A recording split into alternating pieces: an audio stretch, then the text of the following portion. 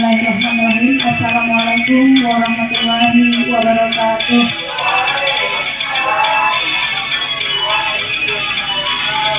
Alhamdulillah, alhamdulillahirrahmanirrahim. Wassalatu wassalamu ala asyrafil anbiya wal mursalin wa ala alihi wa sahbihi rasulillahi ajmain. Ini beserta syukur kita kehadirat Allah Subhanahu wa taala.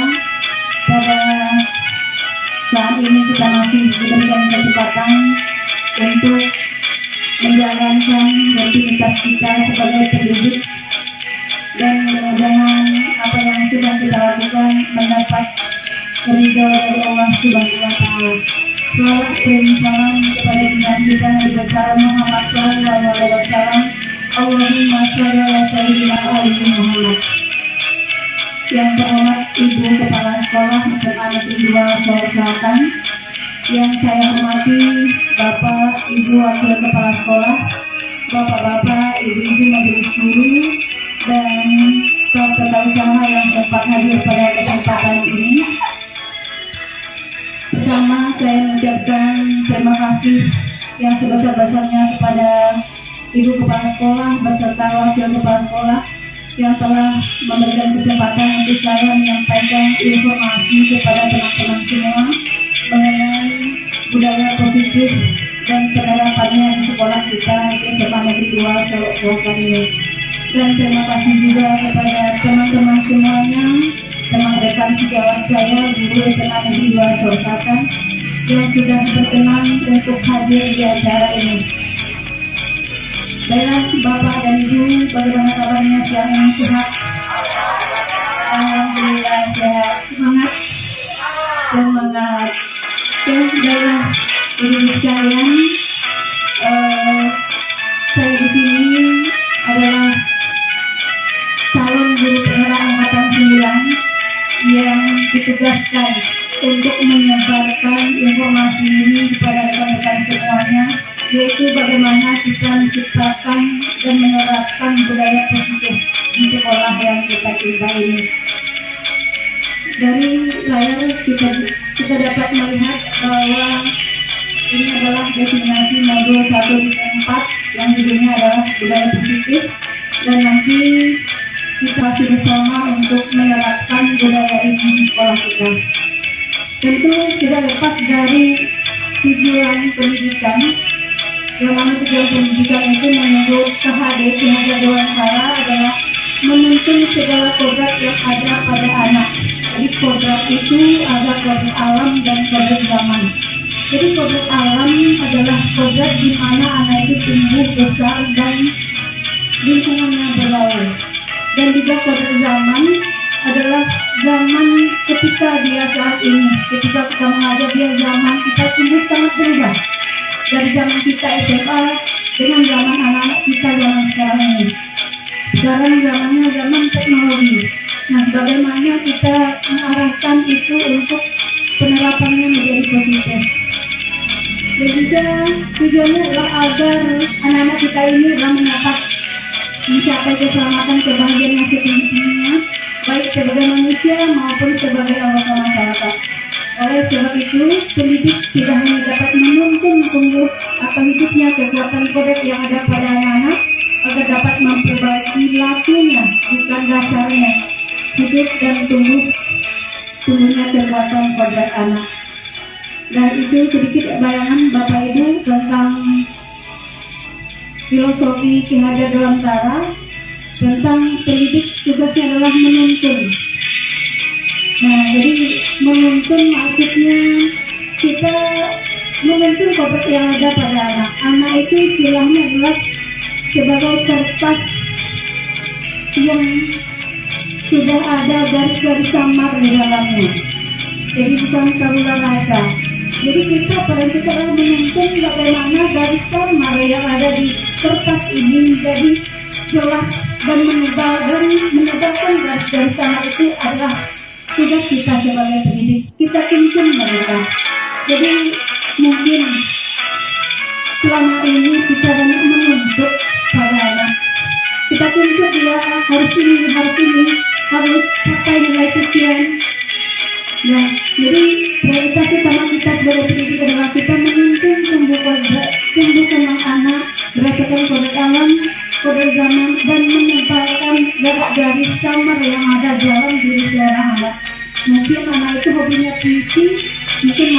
pendidikan, mungkin drama, mungkin juga sains dan sebagainya. Kita bertugas untuk menyebarkan garis selama tersebut.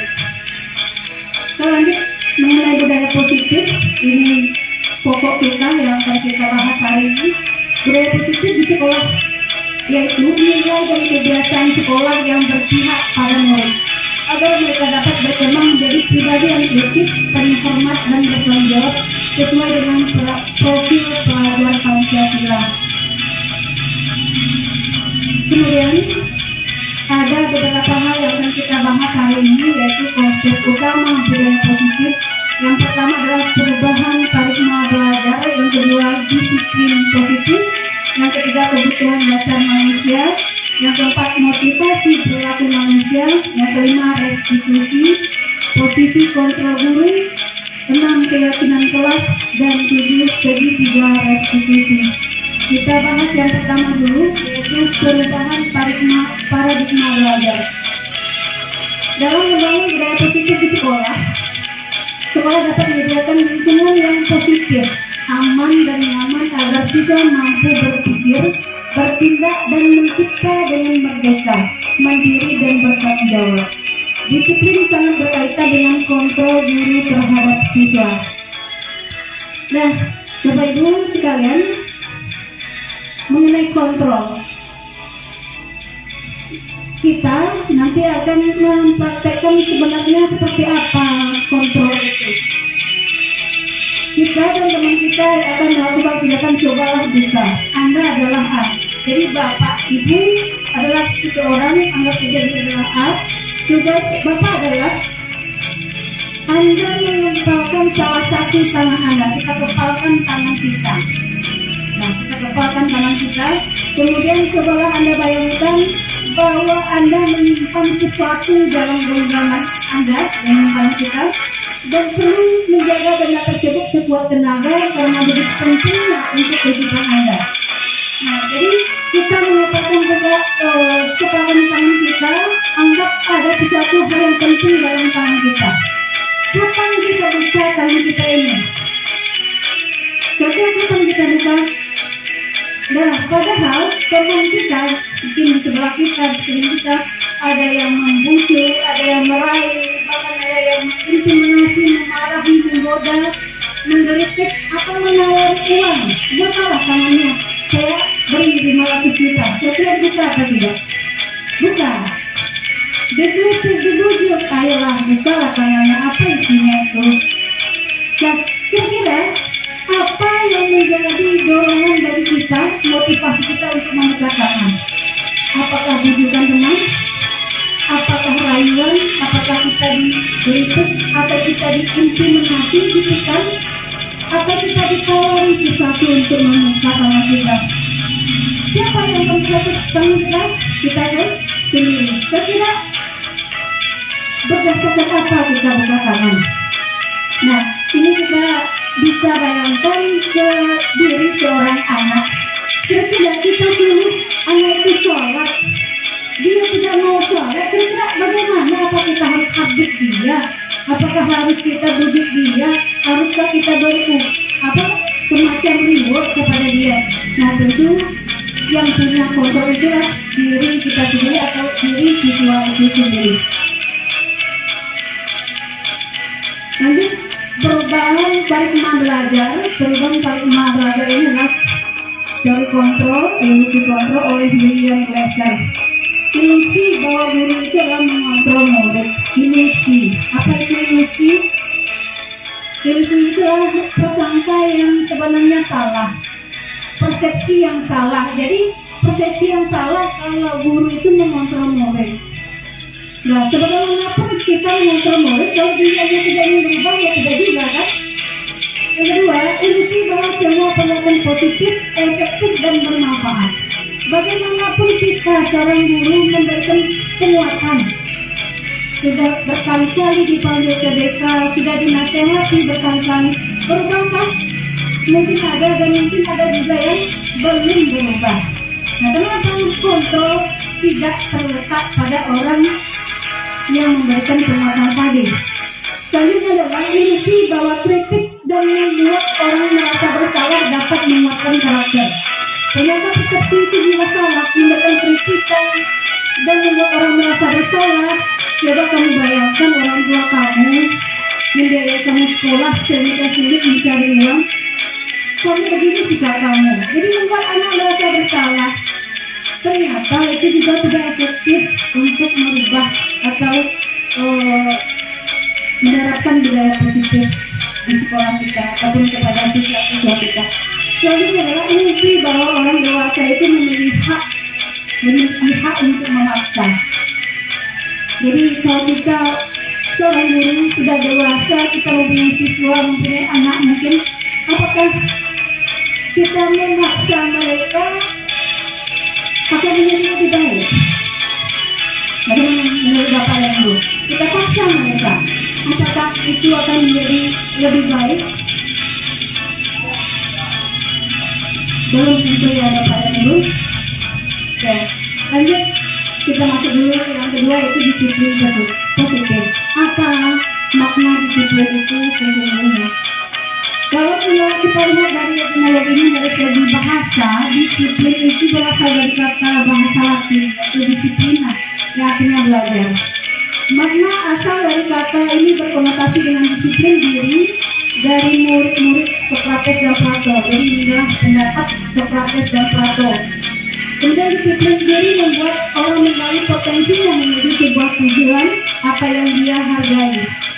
Jadi ketika anak kita mempunyai tujuan, apabila dia ingin dihargai, mungkin disiplin diri itu sangat penting. Namun dalam budaya kita, mana disiplin adalah telah berubah menjadi suatu yang dilakukan seseorang pada orang lain untuk mendapatkan kepatuhan. Nah, mungkin ini adalah makna disiplin yang berlaku untuk kita, mungkinnya untuk budaya kita. Sesuatu yang dilakukan seseorang pada orang lain untuk mendapatkan kepatuhan. Kecenderungan umum adalah menghubungkan antara disiplin dengan ketidaknyamanan, bukan dengan apa yang kita hargai atau pencapaian tujuan yang mulia. Kita disiplinkan anak untuk datang tepat waktu. Nah, jadi untuk tepat waktu ini tujuannya adalah untuk mencapai sesuatu tujuan yang mulia agar semuanya bisa memulai waktu, bisa memulai pembelajaran dengan lebih awal dan sebagainya. Jadi ketika mereka melakukan itu, bukan artinya mereka tidak untuk menghindari ketidaknyamanan saja, tapi memang ada tujuan yang mulia di baliknya. Jadi mereka tepat waktu bukan hanya untuk nanti ke Lampung, nanti diminta ini, diminta itu, disuruh ini, disuruh itu. Nah, sepertinya bukan seperti itu tujuan disiplin dan sebagainya. Hanya disiplin adalah kemampuan memerintah diri sendiri dalam mengontrol dan menguasai diri untuk memilih tindakan yang mati pada nilai yang kita hargai dengan tanggung jawab tanpa terperintah dari orang lain. Nah, jadi ini tujuan kita menerapkan disiplin positif di sekolah. Anak kita mampu untuk mendisiplinkan untuk memerintah dirinya sendiri dalam mengontrol dan menguasai diri. Dan nilai-nilai yang kita hargai adalah nilai kebajikan, sifat positif manusia yang merupakan tujuan mulia yang ingin dicapai oleh setiap individu, yaitu nilai-nilai dalam profil pelajar Pancasila. Mungkin semua kita sudah tahu nilai-nilai apa saja yang terkandung dalam profil pelajar Pancasila ini. Lanjut, disiplin positif atau budaya positif berkaitan erat dengan kebutuhan dasar manusia. Nanti kita akan jelaskan kok sampai ada hubungannya dengan kebutuhan manusia. Pada dasarnya manusia itu memiliki kebutuhan dasar. Realitas kebutuhan setiap orang itu berbeda. Kita harus berusaha memahami pandangan orang lain tentang dunia. Setiap orang memiliki gambaran yang berbeda. Nah, lingkaran yang di tengah itu adalah adalah kebutuhan utama, yaitu survival. Survival ini adalah kebutuhan kita untuk bertahan hidup. Seperti kita butuh asupan, makanan, butuh perlindungan, butuh pakaian dan sebagainya. Itu adalah kebutuhan dasar yang pertama. Yang kedua adalah kita butuh cinta, kasih, dan butuh diterima. Mungkin dalam keluarga, dalam lingkungan sekolah, begitu juga dengan anak kita di kelas. Mereka merasa kita diterima dalam lingkungannya, dalam kelasnya. Kemudian ketenangan, kita itu butuh hiburan, butuh tenang. Kemudian penguasaan, kita butuh diberikan kekuasaan. Nah, kekuasaan seperti apa itu nanti akan kita bisa lihat dalam sebuah ilustrasi kasus. Selanjutnya adalah kebebasan. Jadi kita butuh bebas. Suatu saat kita butuh tidak ada orang yang memerintah kita dan sebagainya. Lanjut, ini ada kasih Bapak dan Ibu. Ibu Ria, guru kelas 6 di SD Perumai sedang bingung menghadapi ulah salah satu murid di kelas bernama Agus. Beberapa anak telah datang dan mengeluhkan Agus ini seringkali meminta bekal makan siang mereka dengan paksa. Jika Anda menghadapi kasus seperti Ria, apa yang akan Anda lakukan? Menurut Anda, kira-kira apa alasan Agus melakukan itu? Nah, mungkin ingin berbagi pengalaman dengan Ibu. Walaupun kita tidak mengajar di SD, mungkin dan seandainya di kelas kita ada seorang anak kita yang selalu berebut bekal temannya. Kira-kira kita sebagai wali kelas atau guru yang ada pada saat itu, apa yang akan kita lakukan? Silakan Bapak Ibu yang ingin memberi komentar. Ibu kepala.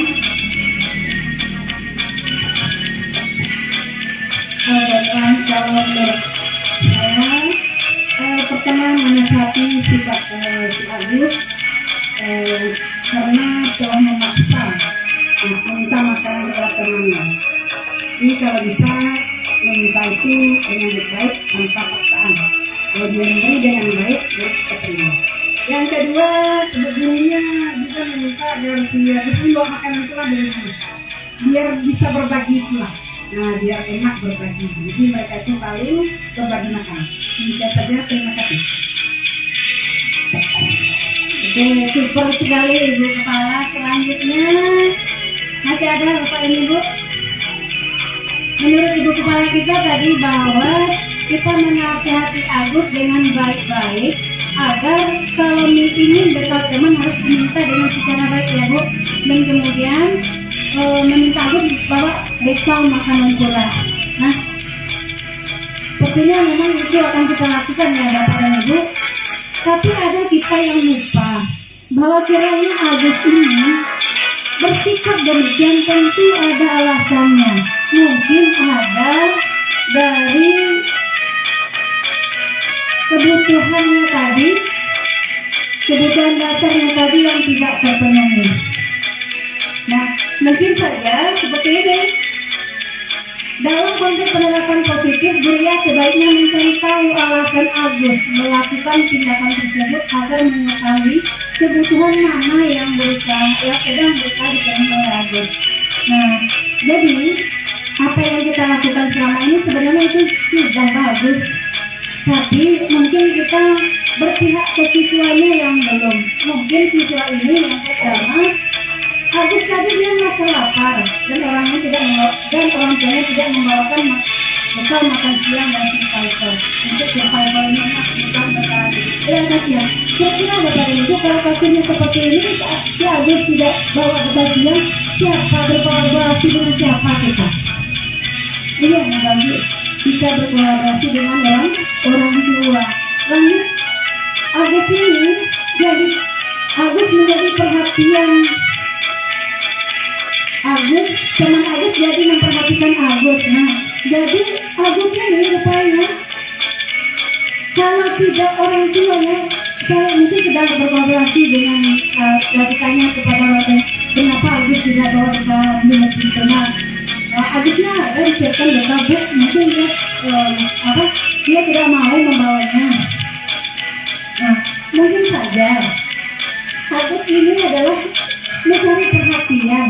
Loh, ada kecenderungan anak remaja itu ketika dia mengganggu orang yang dia minati, mungkin perempuan, dia kan berbagai cara dia untuk menarik perhatian yang orang yang ditujunya tersebut.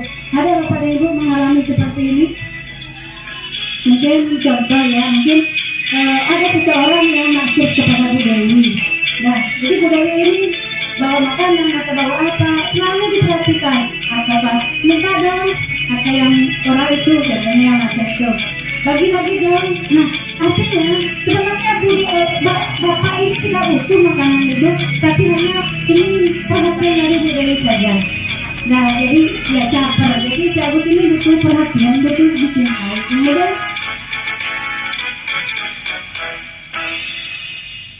dia merasa hebat karena temannya jadi takut dan memiliki keinginan. Nah, mungkin ini yang dirasakan oleh si Agus ketika dia bisa merebut dosa temannya, dia menjadi orang yang berkuasa, dia hebat perasaan dia. Nah, selanjutnya adalah Agus merasa bosan dengan dosa yang dibawakan orang tuanya karena selalu dosa yang sama. Nah, jadi ini juga kita berkolaborasi dengan orang tua bahwa dosa tapi dia masih mencari mengintai dosa teman yang lain. Mungkin saja Agus ini bosan dengan dosa yang dibuatkan ibunya. Nah, dia ingin bebas menikmati yang lain pula. Lanjut, Agus hanya iseng dan memiliki kenikmatan ekspresi wajah temannya yang sesama. Ini dia dapat ketenangan di sini. Adakah anak kita yang jahil? Ada anak kita yang jahil. Ya, tujuannya dapat membuat orang jengkel. Kenapa? Dia senang melihat ekspresi jengkel teman-temannya. Nah, mungkin tadi Bu Dewi jengkel Bu Dewi terhadap teman tadi yang mengambil makanan Bu Dewi. Sebenarnya apa? Pertama dari perhatian. Kalau jengkel Bu Dewi itu jadi cantik, nanti seperti itu ya. Dadah Bu Dewi.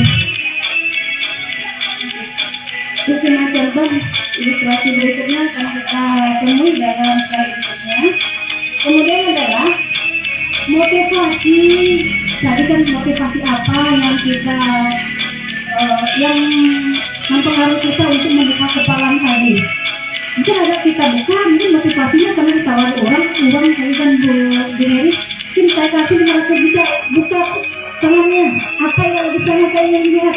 Nah, mungkin motivasi seperti itu yang akan menekan tangan atau seseorang berubah. Yang pertama adalah untuk menghindari ketidaknyamanan atas hukuman. Apa yang akan terjadi apabila saya tidak melakukannya? Jadi kalau kita dipaksa membuka tangan, ayo buka. Kalau tidak, kamu harus keliling 10 lapangan basket. Nah, berarti kita sudah merasa terpaksa, dan motivasi melakukan itu adalah motivasi eksternal atau motivasi dari luar karena ada orang yang mengintimidasi. Yang kedua adalah untuk mendapatkan imbalan. Nah, ini untuk mendapatkan imbalan dari orang lain atau institusi. Apa yang akan kita dapatkan apabila saya melakukannya? Kalau saya buka ini, Ibu Mary, saya buka kepala tangan saya, memberi dapat melihat isi tangan saya, Bu Mary mau kasih saya apa? Nah, jadi motivasi seorang anak melakukan sesuatu rupanya ada imbalan yang ingin dia dapatkan. Mungkin kita sharing kepada anak-anak kita di rumah, kalau nanti kamu juara 1, kamu diberikan sepeda. Kalau kamu dapat peringkat ini, kamu akan ibu kasih ini dan sebagainya. Itu adalah motivasi eksternal juga, hanya ingin untuk mendapatkan sesuatu. Kadang-kadang Bapak dan Ibu, penghargaan menjadi hukuman. Nah, jadi ketika kita terus memberikan penghargaan untuk anak berbuat sesuatu, malah itu akan berbalik nanti. Nah, jadi namanya penghargaan dari hukuman. Nanti akan kita bahas juga. Nah, sebenarnya inilah tujuan titik kita, yaitu kita membuka tangan kita dari atau siswa merubah sikapnya itu karena dia menghargai dirinya sendiri. Siswa mau sholat karena keinginan dirinya sendiri. Saya akan menjadi orang yang seperti apa bila saya melakukannya. Kalau saya sholat, tidak ada paksaan, tidak ada intimidasi, tidak ada reward yang saya terima, tentu dia berpikir sendiri bahwa saya nanti kalau tidak sholat, saya akan ingin. Kalau sholat, saya akan ingin. Sebenarnya sholat itu kan adalah kewajiban ya Bapak dan Ibu. Nah, tapi sampai kita lihat di siswa kita, itu banyak sekali siswa kita yang belum kayaknya yang penuh lima waktu. Terutama ketika kita berada di sekolah, belum kita lihat semuanya sholat zuhur. Mudah-mudahan dengan motivasi diri sendiri kita bisa mungkin ya memotivasi diri anak. Nah, jadi peran kita bagaimana menumbuhkan motivasi yang internal ini atau motivasi dalam diri anak kita. Nah, lanjut ini ada kasus lagi Bapak dan Ibu. Siswa kurang menguasai pelajaran matematika, sehingga pada saat pelajaran tersebut berlangsung, dia lebih banyak berdiam diri atau menggambar di buku pelajarannya. Pada saat guru matematikanya Pak Sino menanyakan pertanyaan IPA kembali, IPA menjadi gugup dan tak sengaja menjatuhkan tasnya dari kursi, serta tiba-tiba menjadi gagap pada saat berupaya menjawab. Seluruh kelas pun tertawa melihat perilaku IPA yang bicara tergagap dan terjadi tersebut.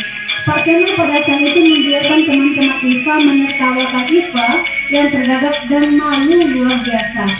Dan malahan minta IPA untuk maju ke depan dan berdiri di depan kelas sambil menunjuk hidungnya karena tidak bisa melihat pertanyaan dari Pak Seno. Kelas makin gaduh, anak-anak pun tertawa melihat IPA di depan kelas memegang ujung hidungnya. Menurut Bapak dan Ibu, apakah Bapak dan Ibu setuju dengan tindakan Pak Seno terhadap IPA dan apa alasannya? Lalu Bapak Ibu kita dalam diskusi di sini kira-kira pernah tidak kita melakukan hal seperti itu di kelas? Ada siswa kita ketika kita sedang PDM kita menerangkan, kemudian ada salah satu teman siswa kita ini yang tidur-tiduran menggambar-gambar, kemudian kita kejutkan dengan panggilan kita untuk menjawab ke depan, kemudian dia gugup tergagap, bahkan tasnya terjatuh, teman-teman tertawa, dia malu. Nah, itu yang dilakukan oleh Pak Seno. Kira-kira tanggapan Bapak dan Ibu, apakah Bapak setuju dengan tindakan Pak Seno atau bagaimana? Tanggapannya,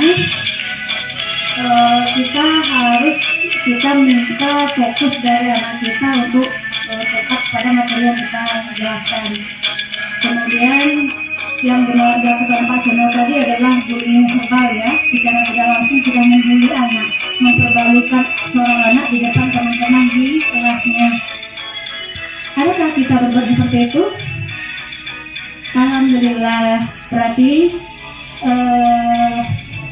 teman-teman kita di SMA 2 ini adalah guru hebat semuanya. Oke, kemudian tidak setuju ya Bapak Ibu ya apa yang dilakukan Pak Seno. Kemudian menurut Bapak dan Ibu, tindakan Pak Seno terhadap kita adalah sebuah hukuman atau konsekuensi. Kenapa? Disuruh maju ke depan tadi dan ada pegang itu ya. Kira-kira itu hukuman atau konsekuensi? Hukuman ya Bapak dan Ibu. Oke, seharusnya selain yang disampaikan oleh Ibu Mary tadi, kira-kira apa lagi yang harus kita lakukan oleh seorang guru kalau siswa kita tidak fokus?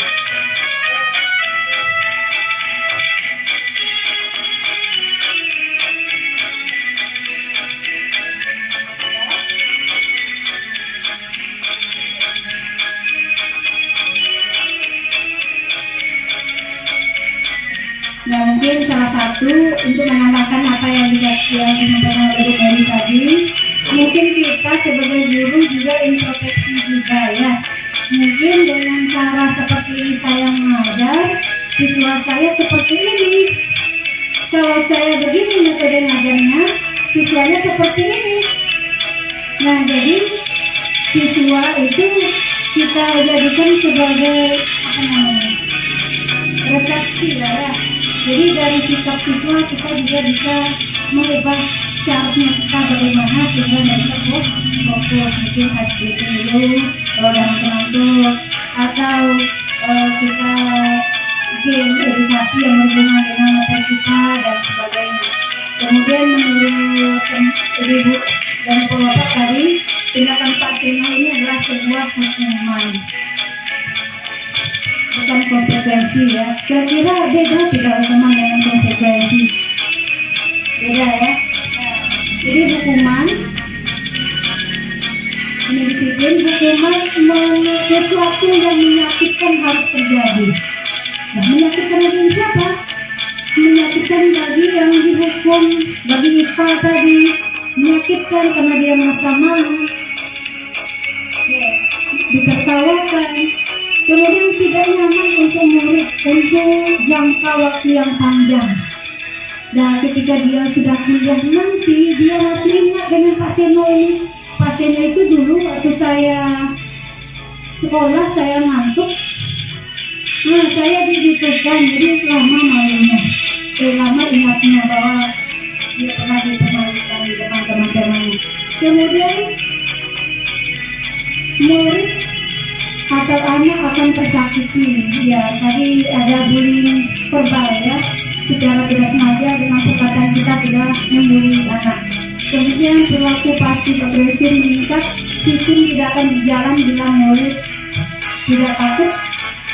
Nah, kalau seandainya murid itu tidak coba dengan hal seperti itu, berarti tidak jalan lagi sistem kita. Kemudian berlaku hanya pada sekolah dan pendidikan, tidak berlaku pada kehidupan nyata. Peraturan adalah kami harus, murid akan membenci peraturan. Nah, ini adalah bentuk-bentuk dari hukuman yang di sini adalah rupanya tindakan itu adalah tindakan negatif. Kemudian konsekuensi, sesuatu itu pernah terjadi tidak nyaman untuk anak dan waktu yang pendek. Nah, konsekuensi, kalau hukuman tadi jangka waktunya panjang, kalau konsekuensi waktunya pendek. Nah, nanti kita akan berikan satu contoh mana yang hukuman dan mana yang konsekuensi.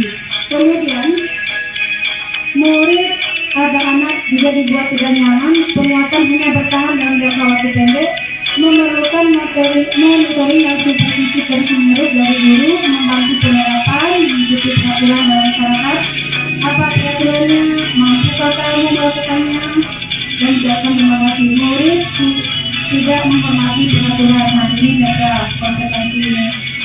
Kemudian restitusi merupakan pilihan.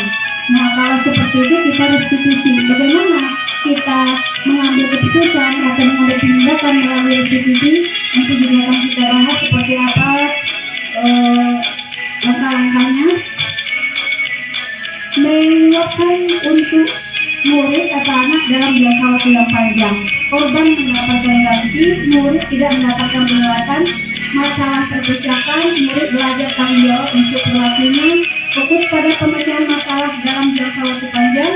Apa yang kamu yakini, apa yang bisa kamu lakukan, dan untuk memperbaiki masalah. Murid atau anak menghormati dirinya dan orang lain. Nah, jadi nampaknya kalau kita menemukan masalah seperti tadi, untuk pemecahannya adalah dengan jalan restitusi. Dan hukuman, kalau kita berikan hukuman, nah ini dampak yang akan kita dapatkan dalam jangka waktu yang panjang. Dan selanjutnya adalah kalau ini situasinya mengelilingi lapangan basket 2 kali karena terlambat hadir ke sekolah. Menurut Bapak dan Ibu, ini bentuk hukuman atau konsekuensi? Hukuman.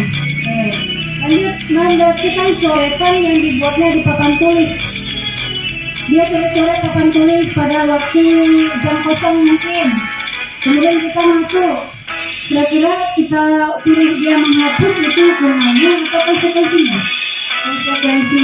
Murid diminta untuk push up 15 kali karena tidak menggunakan masker ke sekolah. Hukuman. Menggantikan kertas 3 jam hanya dicoret-coret. Konsekuensi. Berjemur di lapangan basket pukul 12 siang karena mengobrol dengan teman. hukuman.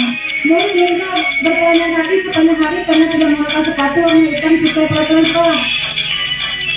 Berdiri di depan kelas sambil mengangkat satu kaki karena tidak menjawab pertanyaan. Hukuman. Nah, coba dibaca jawaban kita benar atau salah. Betul. Oke, hebat kita. Tepuk tangan untuk kita semua. Nah, jadi kiranya beda ya Bapak Ibu, hukuman dan konsep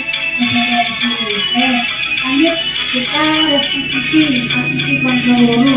Apakah kita sebagai guru untuk posisinya penghukum?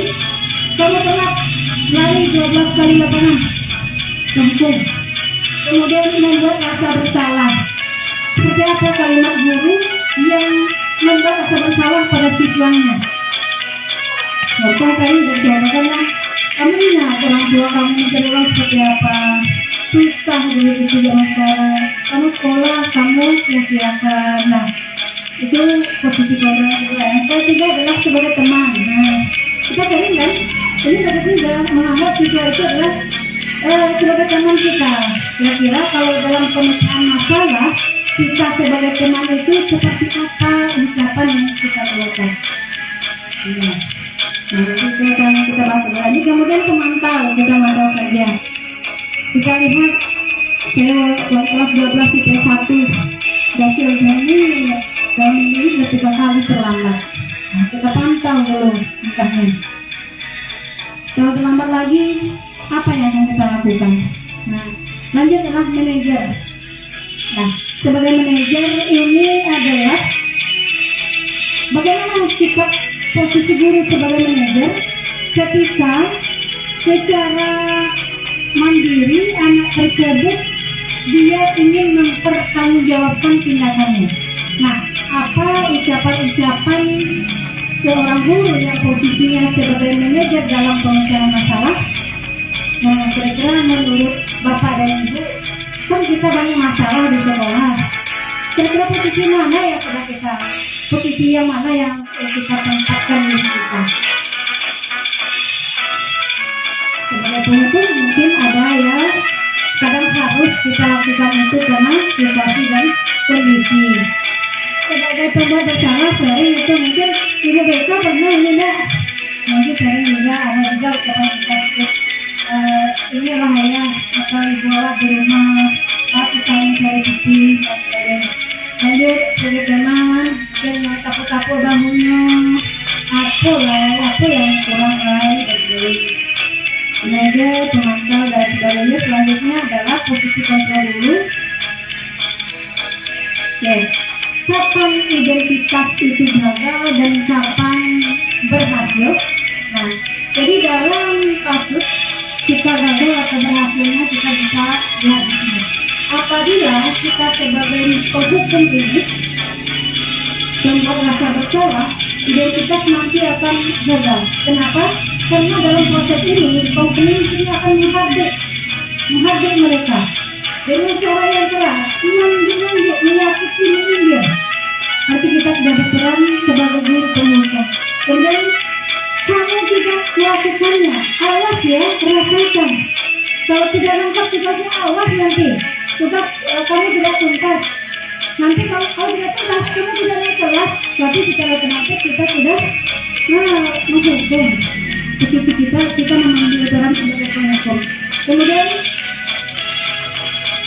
memberontak menyalahkan orang lain yang berbohong. Nah, mungkin ini hasilnya. Kalau kita menghargai anak kita seperti itu, mungkin dia akan berbohong kan karena takut dengan suara keras kita menghardikan kita, dan dia berbohong untuk menyelamatkan dirinya. Kemudian identitas gagal sebagai penghukum ini apabila murid meletakkan guru di luar dunia berkaitan. Maksudnya dia tidak ingat kita waktu dia mungkin tidak kuliah. Yang mana ya itu? Artinya kita harus bayangkan hal-hal yang menyenangkan. Adakah dia mengingat kita? Kalau dia tidak mengingat kita, coba bayangkan dalam 3 bulan terakhir ini hal apa yang menyenangkan bagi Anda. Kalau ada diri kita dalam bayangan yang hal yang menyenangkan, kita adalah guru hebat. Apakah ada? anak yang membayangkan dalam hal menyenangkan itu ada kita. Nah, jadi kalau tidak ada kita dalam hal yang menyenangkan bagi murid, berarti mereka meletakkan kita di luar dunia berkualitas ini. Jadi bayangkan ayah karena awalnya karena buruan ibu tuh pernah dulu itu berang-berang malu ada tidak malu lama ingat nih. Nah jadi kita di luar dunianya yang berkualitas. Lanjut, biarkan saja, nanti juga marah-marah lagi. Jadi kita nonton lagi, buat salah dia cabut dia jangan begitu dia kita berang perjanjian. Belum dia kan itu saja. Nah lanjut, ini mereka sudah jalan kan? Masih orang-orang itu juga yang bersama itu dan itu juga berapa melalui kesalahan yang sama melupakan orangnya. Nah, jadi contoh kita melihat identitas gagal membuat rasa bersalah. Nah jadi kita panggil mungkin siswa itu kita ingin mereka itu merasa bersalah telah melakukan tindakan itu. Apa yang kita ucapkan mereka ini berceramah dan mengatakan seharusnya kamu itu ini ibu kecewa dengan kamu dan lanjutnya yang panjang dibuktikan dengan keluarganya mata pencarian ayah ibunya sehingga anak itu sedih dan rindu. Tapi sebenarnya identitasnya gagal. Kenapa? Nah, karena ini nanti belum berhasil karena peran kita di situ belum juga. Kemudian,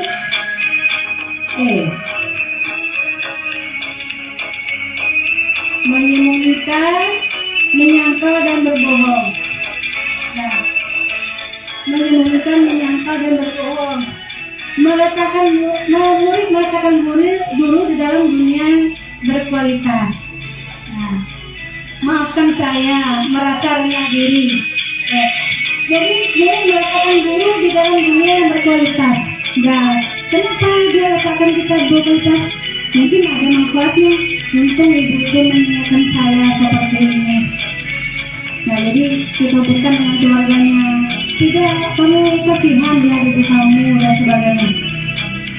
Nah, mungkin pasti ibu kamu akan kecewa melihat kamu seperti ini. Nah, jadi dia mengatakan kita di dunia yang kita dan akan muncul ucapan maafkan saya. Kemudian apa hasilnya? Mereka merasa sebagai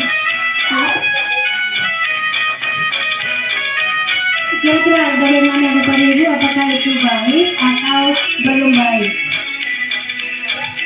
Ada sebagian yang baik, ada yang tidak. Mungkin ini sesuai dengan situasi dan kondisi. Oke. Lanjut, kita sebagai teman, identitas anak itu berhasil membuat alasan-alasan untuk muridnya. Ayolah dilakukan dengan ibu. Masa kamu tidak mau? Ingat, tidak, ibu pernah membantu. Kita bantuan, ya. Contoh kita, nanti ada kasus yang diberikan lagi. Nah, di situ peran kita seperti apa? Contoh, Bu Suci pergi dinas luar, saya guru tidak melakukan berdarah. Jadi ketika saya yang meminta siswa itu melakukan atau mengerjakan tugas, ini tugas dari Bu Suci belum dikerjakan, ternyata mereka tidak mengerjakan. Padahal saya dapat tekanan ini tidak ada siswa yang keluar, siswa di dalam mengerjakan tugas masa pimpinan. Nah, kira apa yang harus saya lakukan, guys? Ternyata siswa-siswa ini tidak patuh dengan saya, patuhnya hanya dengan Bu Suci karena jam matematika. Nah, mungkin saya berkata, ayolah anak-anak, kasihan ya ibu, itu kalau bilang ibu ada kan begitu? Ibu kalau ibu pernah bilang ibu besok kalian memang dari juga tuh. Nah, itu adalah kata-kata kita mungkin sebagai kenal. Kemudian ini akan bergantung lagi menyatakan diri sebagai orang yang sangat penting dalam dunia bercerita. Nah, dia yang kita itu, ibu itu lama. Nah, ketika tugas tadi ya kami makan, apa? Jadi menyenangkan bagi mereka. Tapi apakah itu baik? Nah, kemudian Nah, ada drama tidak mandiri dan peran. Jadi pemantau. Jadi pemantau seperti wali kelas tadi saya perhatikan kamu minggu ini sudah bagus terlambat. Nah, jadi kan kita pantau pendapatnya. Menghitung dan mengukur. Nah, kita hitung dan mengukur. Ada kami kita jadi belajar lagi. Tahu dengan itu awasi berarti ada gawe ya. Nah, tahu jadi mencari. Murid mengatakan ini peraturan hukuman di dalam kertas. Berapa banyak bintang yang saya harus berapa halaman yang harus saya tulis. Jadi kalau pemantau ini berapa bintang ini maksudnya reward. Kalau anak TK kan kalau bagus ada bintang 5, ada bintang 4, ada bintang 2 dan sebagainya. Jadi motivasinya. Kemudian diberikan pada sanksi atau hadiah untuk dirinya. Kalau saya patuh, saya tidak terlambat lagi. Patuh. Dia apa? Nah, nah, posisi kontrol ini berikutnya adalah identitas ini berhasil, kontrol ini menghargai diri sendiri. Manajer, nah, sebaiknya memang kita dianjurkan dalam memecahkan sebuah kasus di sekolah melalui segi tiga restitusi kita berperan sebagai manajer, ya kemudian mengajukan pertanyaan. Kenapa? Berarti apa latar belakang siswa berbuat seperti itu? Kita tanya dulu. Ibu-ibu kamu berkelahi kemarin dengan piano. Kira-kira kenapa? Apa alasannya? Jadi mereka akan curhat kepada kita. Nah, kemudian apa kita yakin apa yang bisa dikerjakan untuk memperbaiki kesalahan? Jadi kalau seperti itu apa yang bisa dilakukan agar tidak ada masalah lagi? Contohnya. Kemudian menguatkan kepribadian, murid mengatakan dirinya sebagai individu yang positif dalam dunia berkualitas. Bagaimana caranya saya bisa memperbaiki Tiara? Jadi dia ingin baik, dia ingin tidak berkasus, itu datang dari dirinya sendiri. Dia kalau dia mempunyai masalah, dia bisa mencari solusinya sendiri dengan panduan kita yang posisi kita lihat sebagai manajer. Kita pandu untuk mereka mempertanggungjawabkan tindakan yang sudah dilakukannya. Mengevaluasi diri bagaimana cara memperbaiki diri, ini adalah hasil yang atau dampak yang kita dapatkan dari murid apabila kita peran kita seperti itu. Nah, jadi mungkin kita di arena ini namanya di arena Nah, di arena ini untuk akibatnya ini benar tidak? Orang itu juga yang mengulangi kesalahan mereka. Jadi Bapak dan Ibu posisi kontrol, coba kita posisi dulu masih ingat tidak? Pernyataan saya kecewa sekali dengan kamu berarti. Nah, membuat rasa bersalah. Kamu tidak benar, kamu tidak salah kali mengajari kok. Tapi kalimat itu kalimat orang pun mengukur. Ayolah lakukan yang dibuat oleh Pak teman. Apakah kamu mau mendapatkan pikir di hari ini? Kamu dapetnya hati tak ini? Lain bu, dapat hati bu. Kalau yang ini dapat hati, kerajaan siap-siap ya. Dapat plus gitu, rapi langsung kepada hati. Iya kan, ibu berarti kita sekarang kita sudah bermantau. Kemudian kalau ada teman seperti ini, bagaimana kamu bisa menyelesaikan masalah? Berarti kita sebagai seorang manajer, posisi kita menanyakan, dia mencari solusi terhadap masalah yang dihadapinya. Kamu selalu yang paling terakhir mengumpulkan tugas. Itu kalimat penghukum juga. Lanjut kasus satu. Kasus satu ini pada hari Senin, Pak Alfi tidak masuk sekolah. Pak Alfi bersama guru matematika, Bu Rina melakukan Pak Alfi. Bu Rina baru 1 tahun menjadi guru SMP. Beberapa murid perempuan Siti dan Natali mengetahui hal ini dan mulai menggunakan kesempatan untuk bersikap seenaknya, tertawa dan tidak menggunakan kehadiran Bu Rina. Bu Rina mencoba menyebab Siti dan Natali dengan ramah sambil mengingatkan untuk tetap fokus pada tugasnya. Ayolah kerjakan tugasnya dikerjakan, nanti ibu ditegur bapak kepala sekolah kalau kalian tidak mengerjakan tugas. Kalau masih ibu ya, namun Siti dan Natali malah jadi ketawa. Ibu santai saja bu, mereka tetap tidak mengerjakan tugas dan malah mengobrol. Kira-kira menurut Bapak dan Ibu, kita proses seperti apa anak seperti ini?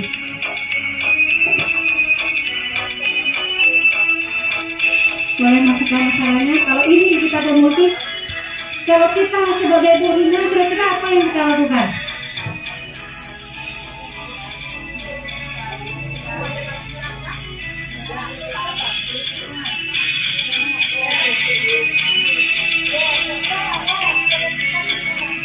Kita sebagai guru pengantin di kelas itu kira-kira tindakan apa yang kita lakukan kalau melihat tingkah anak kita seperti itu?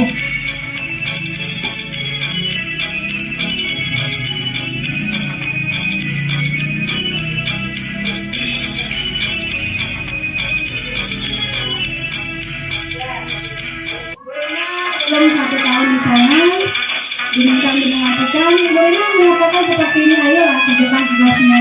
Nanti ibu dimarahi kepala sekolah, berarti posisinya dianggap sebagai teman hari ya, sebagai teman. Nah, kalau seperti ini sebagai teman, ternyata dampaknya apa? Sepertinya apakah mereka mengerjakan? Tidak, tidak kan? Sekarang kita posisi seperti apa? Solusi seperti apa yang kita cari untuk kasus seperti ini?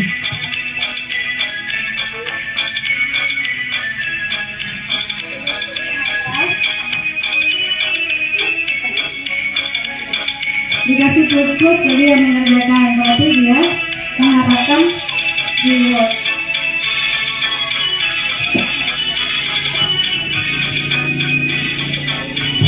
Baik ibu bilang bagus sekali kasusnya.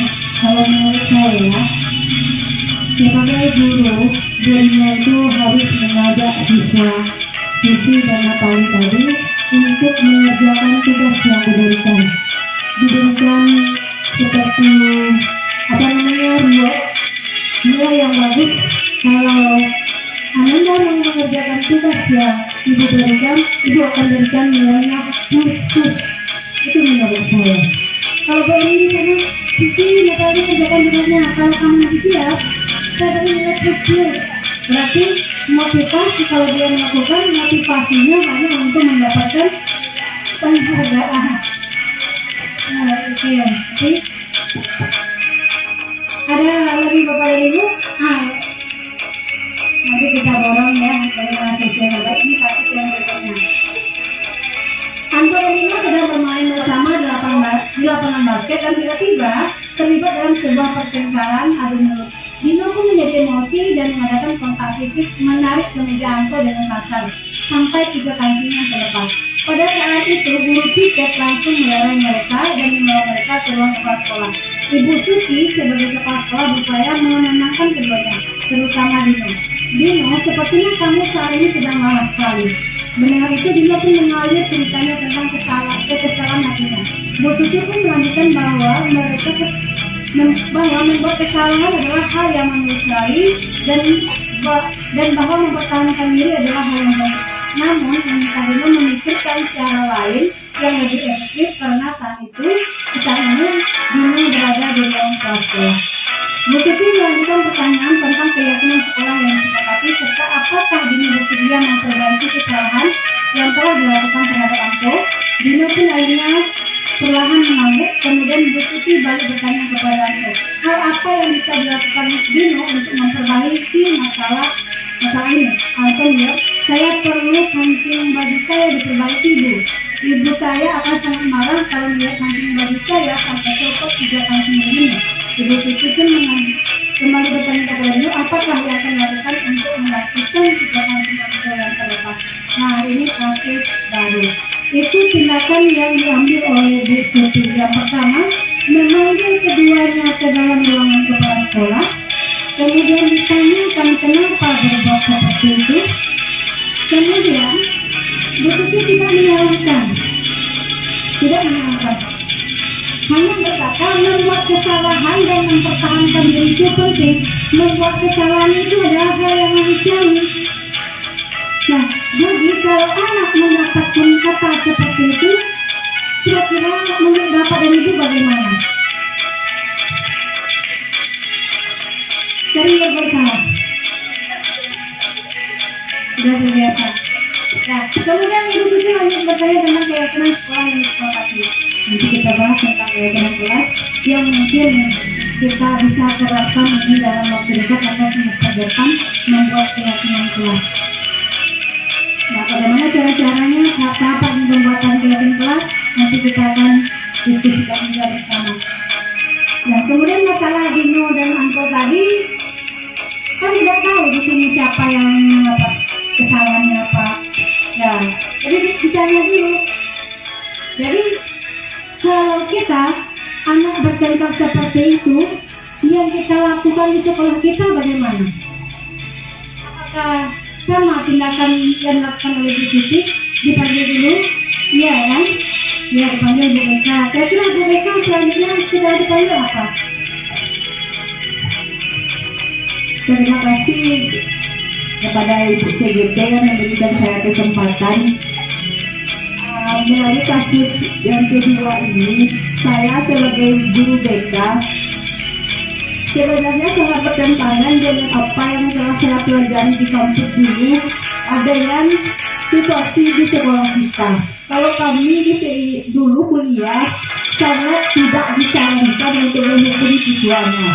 Tetapi pada kenyataannya di lapangan saat ini kami diwajibkan harus menghukum siswa kami. Bahkan siswa yang bersalah harus dihukum dulu baru membuat perjanjian. Itu sebenarnya bertentangan sekali dengan ilmu yang kami dapatkan. Tetapi itulah kenyataannya yang kami jalani sekarang di situasi sekarang ini. Mengenai kasus Anto dan Dino, mungkin kami akan mencari dulu penyebab apa yang menyebabkan mereka berkelahi dulu, dan juga akan menenangkan mereka dulu. Setelah itu mungkin kami akan mencarikan solusinya. Mungkin itu dari saya.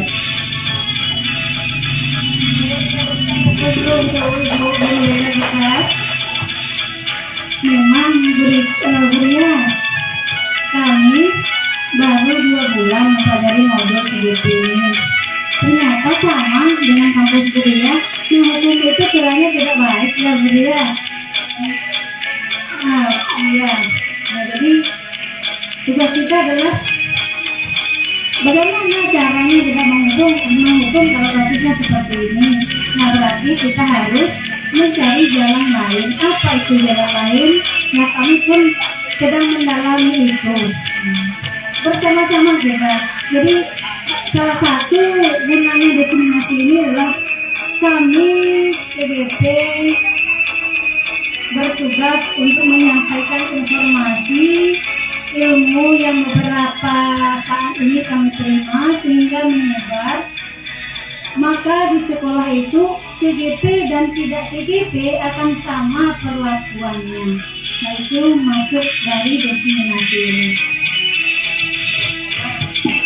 Jadi yang dikatakan Buria tadi, penghukum adalah sesuatu yang dilarang, baik di kampus Buria dulu dan sekarang kurikulum Merdeka ataupun guru PKR ini juga dilarang. Tapi tentu kita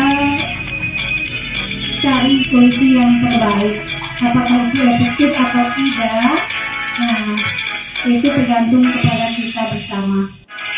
Nah, menurut kepada Ibu, apa yang dilakukan oleh Ibu Kepala Sekolah Ibu Suci ini, bagaimana peran Ibu ini sebagai apa di sini? Apakah sebagai penghukum, sebagai pembuat rasa bersalah, menjadi teman, pemantau atau manajer?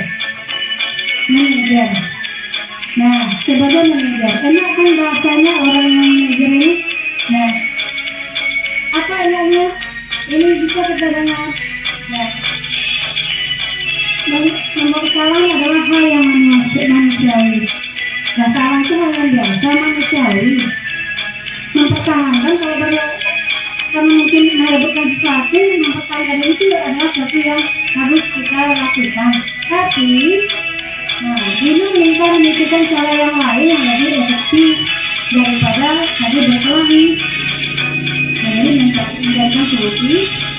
Kemudian begitu melakukan keyakinan sekolah yang disepakati, bersedia tidak memperbaiki kesalahan yang telah lakukan dengan itu.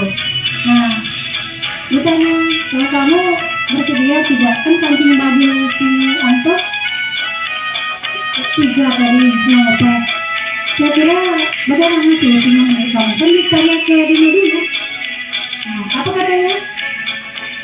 Dia siap untuk memperbaiki masalah. Apa yang harus dilakukan? Saya perlu kancing baju saya diperbaiki, Bu. Berarti kancing baju yang sudah lepas tadi minta diperbaiki. Kira-kira diperbaikinya siapa yang memperbaikinya? Dino atau Anto? Nah, kamu perbaiki sendiri lah, Dino. Apakah begitu? Nah, tidak. Jadi Bu sekolah mengatakan ini. Apakah yang akan kamu lakukan untuk menggantikan 3 kancing hijau yang terlepas? Nah, ditanyakan kembali kepada si Dino untuk mencari solusinya dari masalah atau tindakan yang dia berbuat. Kemudian Dino berpikir sejenak menjawab, wah, tidak tahu, Bu. Saya ulang kembali mungkin ya, Bu. Bu Suci berpikir macamnya. Kalau Dian akan berlepas kembali dengan bagaimana kalau kamu menjahit saja. Bersediakah kamu mencarikan jalan keluar, tidak memponis jalan keluarnya. Nah, harus kamu begini. Tapi Bu Suci tidak. Bagaimana kalau kamu menjahit saja? Bagaimana kalau kamu menjahit saja? Itu kan belum keputusan kita. Bersediakah kamu? Dino tanpa ragu-ragu dan menanggapi. Menjahit? Mana saya tahu bagaimana menjahit, Bu? Bu Suti menjawab, apakah kamu bersedia belajar menjahit? Dino pun berpikir sejenak, memandang kemudaanku dan menanggapi. Yang mengajari saya siapa, Bu? Dengan cepat Bu Suti menjawab, Pak Irfan, guru kata di sana. Dino kembali diam sejenak memandang kemudaanku tanpa kaku. Akhirnya Dino mengangguk karena setuju, dan sepanjang siang itu Dino belajar menjahit dan memperbaiki kemudaanku. Terakhir kali terlihat kedua anak laki-laki tersebut Dino berangkat pada jam sekolah. Mereka sudah bercengkrama dan bertengkar kembali. Kira-kira Bapak dan Ibu dari kasus ini apa yang bisa kita simpulkan?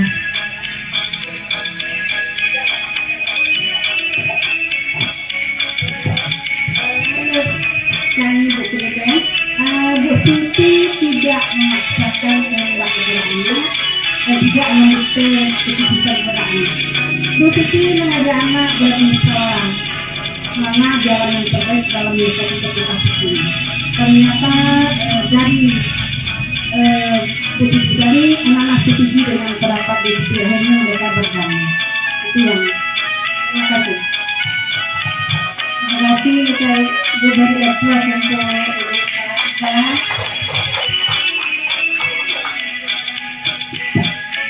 Memang harus ada kepala, ada dulu, harus ada lagi, sekolah. Ya, benar ya, banyak sekali apa yang disebutkan oleh Ibu tadi.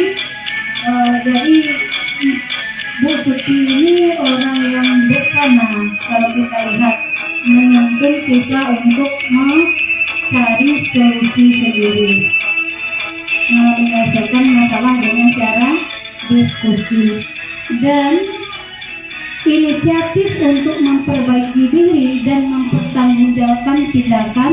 Tidak ada paksaan dari Ibu Kepala Sekolah berikutnya, tapi dari orang yang bersangkutan. Mudah-mudahan kita bisa belajar banyak dari beberapa kasus yang ada. Selanjutnya keyakinan kelas, mungkin ini adalah yang terakhir. Keyakinan kelas adalah mengenai kebajikan atau prinsip-prinsip universal yang disepakati bersama secara universal lepas dari perbedaan agama, suku, negara, dan bahasa. Menurut Gosel 1998, suatu keyakinan akan lebih memotivasi seorang diri. Jadi dalam prinsip seseorang dari dalam atau prinsip seseorang akan lebih bersemangat untuk menjalankan keyakinannya daripada hanya sekedar mengikuti peraturan. Nah, Bapak Ibu, ini dalam semester depan. Jadi setiap kelas kita itu tidak lagi ada peraturan kelas kelas, tapi keyakinan kelas. Kita membuat keyakinan kelas ini bersama-sama seluruh kelas, seluruh siswa yang ada di kelas kita. Apa-apa saja yang akan kita buat sebagai keyakinan kelas. Biasanya keyakinan kelas ini tidak dalam bentuk kalimat negatif. Kalau peraturan kelas kan kalimatnya negatif. Tidak boleh buang sampah sembarangan, itu adalah peraturan kelas. Tidak boleh terlambat. Kita ubah jadi keyakinan kelas dari segi bahasanya berubah. Tidak boleh terlambat jadi datang tepat waktu. Tidak boleh membuang sampah sembarangan, itu peraturan kelas. Kita ubah jadi kita membuang sampah pada tempatnya. Menjadi keyakinan kita tanamkan di seluruh anak-anak kita dalam kelas tersebut. Nah, jadi untuk menerapkan budaya positif ini Bapak dan Ibu, kita mulai dulu dari peraturan kelas. Mungkin sudah ada peraturan kelas, kita ubah jadi keyakinan kelas. Keyakinan kelas, kemudian ketika semua kelas sudah mempunyai keyakinan kelasnya sendiri, setiap kelas mempunyai keyakinan hal-hal yang kebajikan, yang universal, seperti contoh tadi, tepat datang tepat waktu, tidak apalagi tadi, buang sampah di tempatnya, menghargai orang lain, menghormati guru, fokus pada pelajaran, dan sebagainya. Maka lingkungan akan positif dan di sekolah akan terbentuk budaya positif. Nah, ini peraturan. Selalu kembalikan buku pada tempatnya. Berarti keyakinan anak bertanggung jawab. Dilarang mengganggu orang lain. Ini peraturan yang dilarang mengganggu orang lain. Berarti keyakinan kelasnya adalah menghormati orang lain dan diri sendiri. Hadir 15 menit sebelum pembelajaran dimulai. Berhormati orang lain, komitmen. Berarti datang tepat waktu, jadi komitmen, tujuan. Komitmen pada tujuan. Dilarang melakukan kejahatan. Berarti menghormati orang lain, keselamatan. Dilarang melakukan narkoba, berarti dengan alasan kesehatan, pergantian, atau menunggu aliran, giliran, menghormati orang lain, kesabaran, menggunakan masker, kesehatan, keselamatan, jangan berlari dengan atau menjaga. Nanti saja kalimat ini bisa kita kembangkan, jaga keselamatan diri sendiri. Atau dilarang menggunakan narkoba, berarti apa keyakinan kelas kita? Kesehatan itu hal yang sama. Konsep hal seperti itu yang kita buat dalam keyakinan kelas. Bedanya keyakinan kelas dengan peraturan kelas. Kita bisa lihat di sini keyakinan kelas kita lebih abstrak daripada peraturan, lebih rinci dan konkret. Keyakinan kelas berupa pernyataan universal, pernyataan keyakinan kelas dibuat dalam bentuk positif. Keyakinan kelas semuanya tidak terlalu banyak sehingga mudah diingat dan dipahami. Keyakinan kelas sebaiknya sesuatu yang dapat diterapkan di lingkungan tersebut. Semua anggota ikut berkontribusi dalam pembuatan keyakinan kelas lewat kegiatan curah pendapat. Bersedia meninjau kembali keyakinan kelas dari waktu ke waktu. Jadi kita evaluasi apakah keyakinan yang kita buat sudah efektif, sudah bisa diterapkan dan diamalkan oleh warga kelasnya atau belum. Jadi butuh evaluasi. Nah, Bapak ini Bapak Ibu semuanya, mohon maaf mungkin lama ya, tapi ini adalah bagian terakhir yaitu tentang segitiga restitusi. Segitiga restitusi ini digunakan kita ketika kita memecahkan permasalahan atau kasus-kasus yang ada di sekolah kita atau yang kita temui. Segitiga restitusi adalah proses menciptakan kondisi bagi murid untuk memperbaiki kesalahan mereka sehingga mereka bisa kembali pada kelompok mereka dengan karakter yang lebih kuat.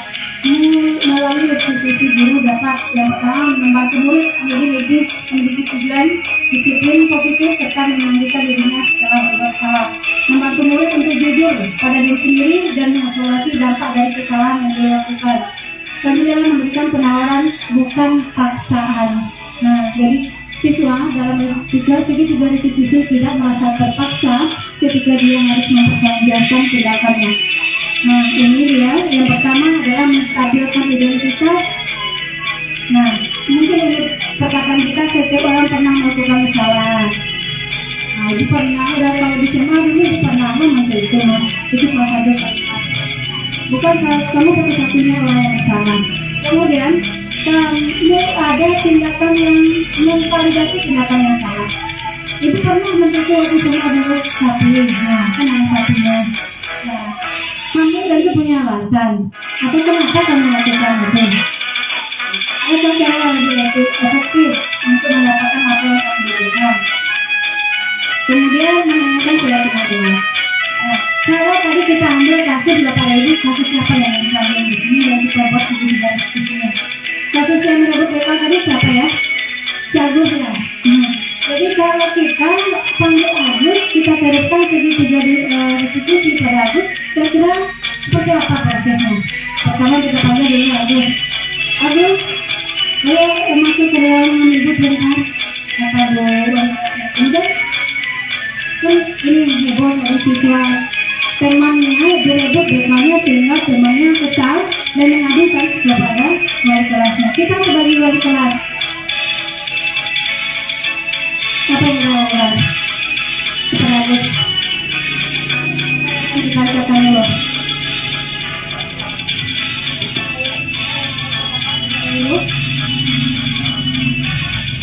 Agus mungkin semua orang itu tidak sempurna, pernah salah. Nah, mungkin begitu ya. Manusiawi hal yang mereka makanan itu kan manusiawi sekali. Tapi kalau ada tidak cara yang lebih bagus kalau kamu ingin makanan sama-sama, seperti yang kata saya tadi ya, mungkin misalnya yang lebih baik. Atau jadi kamu punya alasan kenapa kamu pada bagaimana.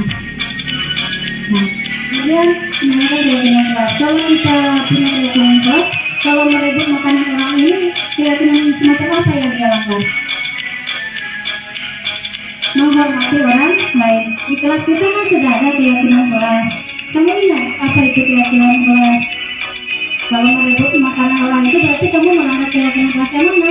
Oh, tidak menghormati orang lain, menghargai orang lain kan? Jadi kalau seperti ini, segitiga restitusi dalam kasus itu kira-kira peran apa yang kita mainkan sebagai guru, sebagai manajer yang memandu menuntun siswa tersebut mencari solusi terhadap apa atau mempertanggungjawabkan terhadap tindakan yang sudah dilakukan oleh anak kita.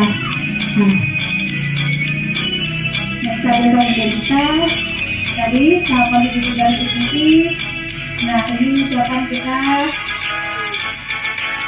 lanjut memvalidasi tindakan yang salah. Kamu pasti punya alasan, ditanyakan alasan dulu kenapa aku seperti itu. Kamu pakai bangga pada dirimu sendiri, tapi apakah tidak ada cara yang lebih efektif dan sebagainya. Lanjut menanyakan keyakinan kelas. Nah, berarti kamu, kalau kamu lakukan ini, berarti kamu melanggar keyakinan kelas kita yang mana? Mudah-mudahan ini adalah manfaatnya untuk kita semua. Kita lebih bijak dalam menganalisasi yang setiap hari ada di sekolah kita. Semoga kita jadi guru yang selalu ada di dunia berkualitas mereka dan selalu diingat baiknya oleh kita semua. Saya akhiri dengan lebih baik dari Allah. Wassalamualaikum warahmatullahi wabarakatuh.